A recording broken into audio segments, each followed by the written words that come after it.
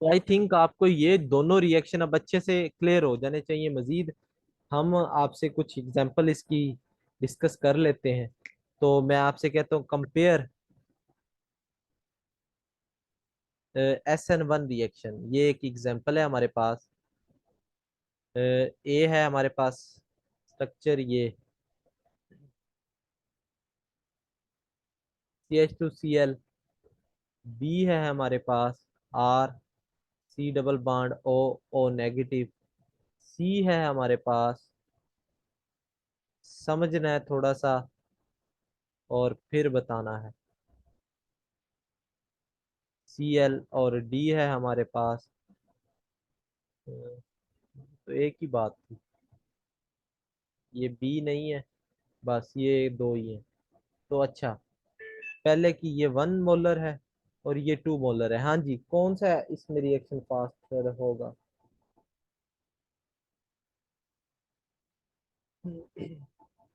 SN1। Sir B देगा। क्यों, बताएं जरा। सॉल्वेंट के अंदर मतलब ज्यादा कंसंट्रेशन है ना, सॉल्वेंट के वो अंदर ज्यादा इजीली काम बी करेगा। की कंसंट्रेशन ज्यादा है। मोलैरिटी। आप ठीक कह रही हैं। इसमें पता है क्या सीन है कि आपने रेट पढ़ा है फर्स्ट का SN1 का, तो उसमें देखा था ना आपने, रेट किसके ऊपर डिपेंड करता है? सिर्फ सबस्ट्रेट के। तो यहाँ सबस्ट्रेट की कंसंट्रेशन ज्यादा है, तो इट मीन्स ये रिएक्शन ज्यादा देगा। ठीक है, तो ये याद रख लेना आपने। Okay sir, thank you. इसके बाद अगर हम बात करें कि ये है आपके पास ए बी है आपके पास ये, और सी है आपके पास ये। इसमें SN2 रिएक्शन कौन ज्यादा देगा? जी। सी। ही जी। देगा, क्यों? क्योंकि वो सर गुड अच्छा आयोडीन है। Good leaving group. अच्छा, आयोडीन गुड लिविंग ग्रुप है। ठीक है जी, मान लेते हैं आपकी। चलें, ये कुछ बातें थी आपको समझ आ गई है जो बात मैं समझाने की कोशिश कर रहा हूँ। अब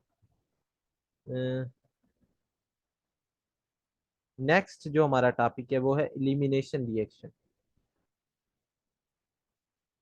इलिमिनेशन रिएक्शन हम देखते हैं। इलिमिनेशन रिएक्शन जो होते हैं ये भी दो तरह के हैं, E1 एंड E2। E1 जो है ये फर्स्ट इलिमिनेशन रिएक्शन है। इसमें क्या है, लाइक ये आपके पास कार्बन है और ये आपके पास है जी,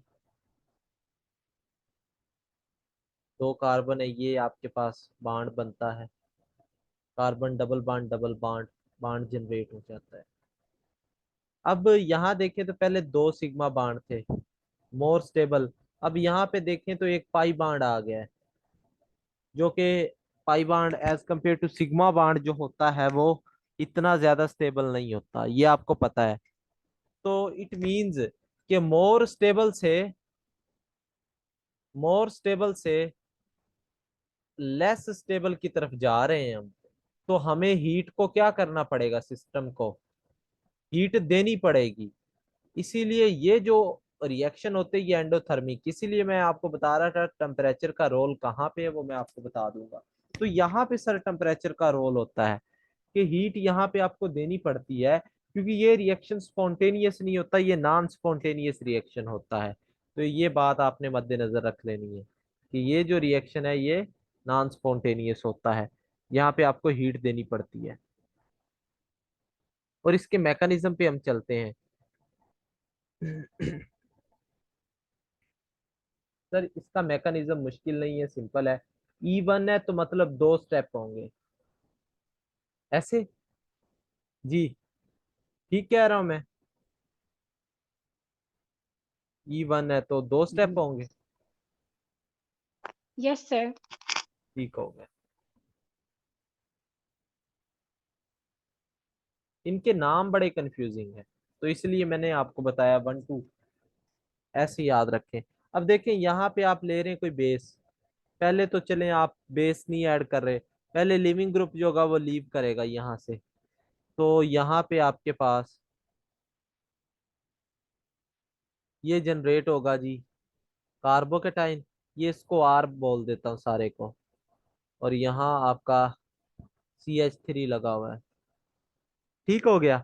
अब बेटा ये याद रखें, ये जो है OH आपका, ये अब अटैक करेगा इसके ये प्रोटॉन के ऊपर, और ये जो बाड होगा यहाँ शिफ्ट हो जाएगा। मैंने ना आपको बात बताई थी सर शायद। इस तरह हाँ जी। सर इस तरह तो ये प्राइमरी जो है ना वो डबल बॉन्ड बनेगा, प्राइमरी इन बनेगी। अगर साथ वाली कार्बन से लेंगे दूसरी साइड से तो वो मैं सेकेंडरी हो बता रहा जाएगी। हूँ बेटा, सब्र तो करे ना, क्या हो गया है।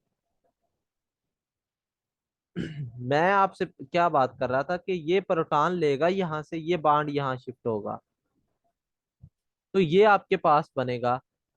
मैं आपको कुछ बात बताने जा रहा था कि जो मैंने आपको बताया कि अल्फा जो हाइड्रोजन होते हैं ना, अल्फा हाइड्रोजन होते हैं, ये एसिडिक होते हैं।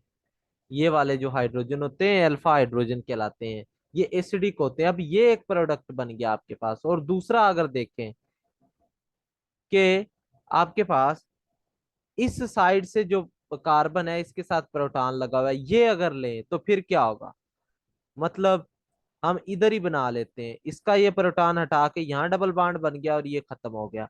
अब यहाँ पे आप देख लें जरा कि ये है 3 अल्फा हाइड्रोजन, 3 और 2, 2 बचेंगे यहाँ अगर ये 3 है, तो यहाँ अल्फा हाइड्रोजन ज्यादा है, जबकि यहाँ अल्फा हाइड्रोजन कितने थे देख लें सर, यहाँ पे अल्फा हाइड्रोजन उतने नहीं है जितने इसमें है।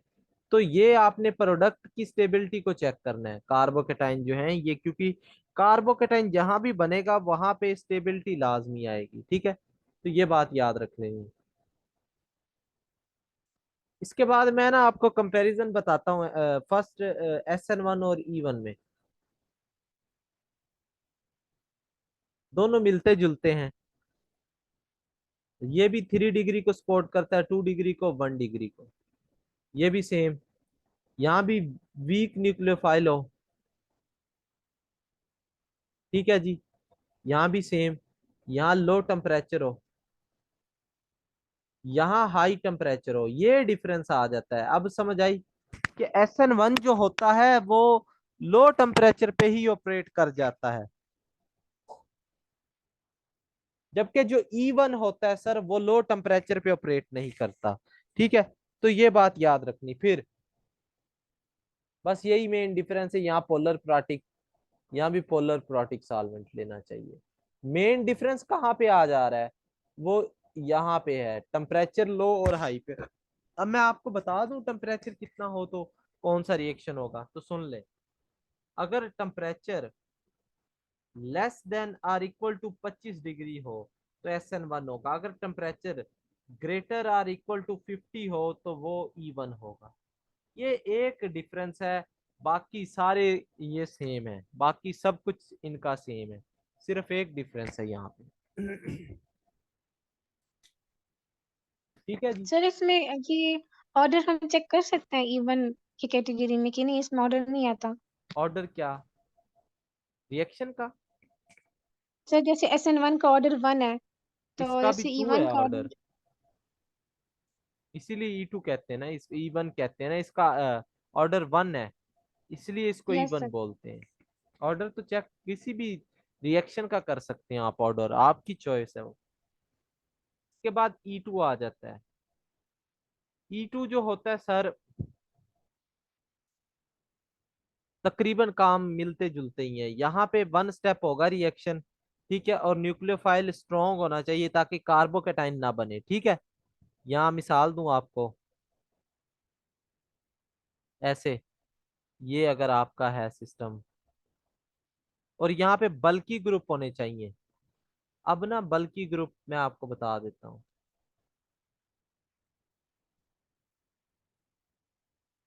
आपने देखा था E2 में क्या बल्कि ग्रुप होते थे E2 में? जी, नो सर। E2 में नहीं होते थे, लेकिन E2 और SN2 में मेन डिफरेंस ही यही है कि E2 के लिए जो सबस्ट्रेट होना चाहिए वो बल्कि होना चाहिए, और SN2 के लिए बल्कि नहीं होना चाहिए। बस एक काम है सर, ये अटैक यहाँ करेगा, ठीक है, और यहाँ से ये लिविंग ग्रुप जो होगा लीव करेगा, ये अटैक इधर करेगा, ये बाड जो होगा आपका इधर शिफ्ट होगा। समझ आ रही बात की?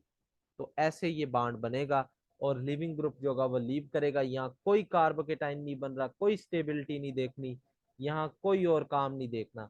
अब ना इसमें कुछ चीजें हैं वो मैं आपसे बता दूं, अगर मेन चीज वो यही है कि कुछ ना सबस्ट्रेट हैं, कुछ रीएजेंट हैं लाइक अल्कोहलिक KOH और NaNH2 NH3, ये बड़े ना फेमस हैं, RONA एंड ROH। इसके बाद ONA एंड ये आपका सबस्ट्रेट OH। अब ये चार सबस्ट्रेट हैं सर, जहां पर भी आपको ये नजर आ जाए, सबस्ट्रेट बोल रहा हूँ, रीएजेंट नजर आ जाए, तो आप समझ लीजिएगा E2 रिएक्शन होगा, वहां पे इलिमिनेशन होगी। क्या होगी? इलिमिनेशन होगी वहां पे। बस ये बात है मेन इसकी। बाकी आप समझ लें कि SN2 रिएक्शन होगा। SN1 और SN2 में आपको डिफरेंस पता चल गया। अब यहाँ तक कि मैं ये चैप्टर पढ़ाता था, लेकिन चूंकि इस दफा सिलेबस एक्सटेंड कर रहे हैं हम, तो कल मैं आपको E1CB रिएक्शन पढ़ाऊंगा और EI रिएक्शन पढ़ाऊंगा, जिसको इंट्रामालिक्यूलर बोलते हैं।